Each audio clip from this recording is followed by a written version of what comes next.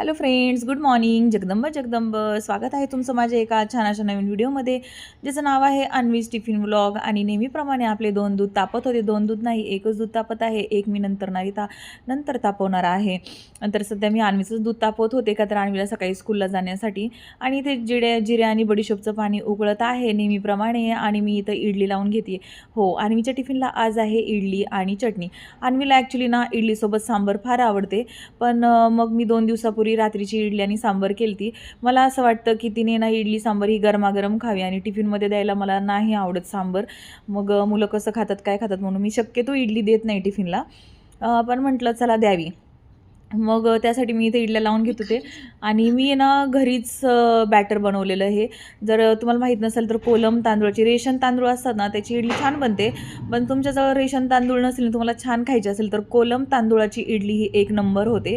त्याच्यामध्ये 3 वाटी कोलम तांदूळ, 1 वाटी उडीद डाळ आणि अर्धी वाटी पोहा आणि 4-5 मेथीचे दाणे अशा प्रमाणात जर तुम्ही इडली बॅटर भिजवलं आणि नंतर मी थोडंसं कोमट पाणी करून ते बॅटर वाटण्याच्या वेळेस जर कोमट पाणी करून ते बॅटर वाटलं आणि त्याला असं थोडंसं ब्लँकेट, स्वच्छ तुमच्याकडे जे ब्लँकेट वगैरे असेल ते पीठ आहे ना, मीठ टाकून व्यवस्थित त्याला हलवून ब्लँकेटने झाकून ठेवायचं. सकाळी एकदम छान परफेक्ट फर्मेट होतं. जर थंडीमध्ये तुम्ही करत असाल तर हे नक्की ट्राय करा. आपल्या इडली बॅटरचा व्हिडिओ मी टाकलेला आहे.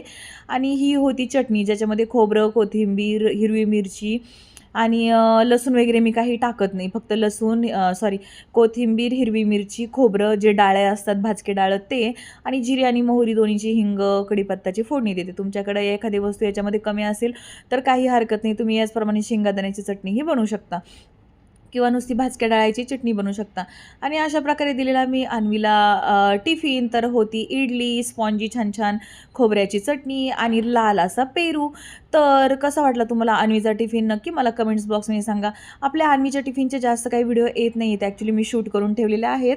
पण खूप सारे व्हिडिओ झाल्यामुळे माझ्या फोनचं स्टोरेज झालेलं आहे फुल, म्हणून माझ्या मिस्टरांच्या फोनमध्ये व्हिडिओ काढलेले आहेत आणि ते या फोनमध्ये घेणं मला टाईम मिळत नाही, म्हणून आपल्या अन्वीच्या टिफिनचे व्हिडिओ येत नाही. बाकी अन्वीला रोज टिफिन चालू आहे स्कूलमध्ये.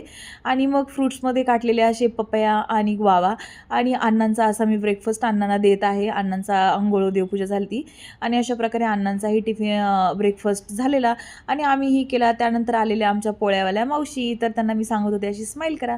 खूप दिवसातून तुम्हाला पोळ्यावाल्या मावशी दिसल्या असतील.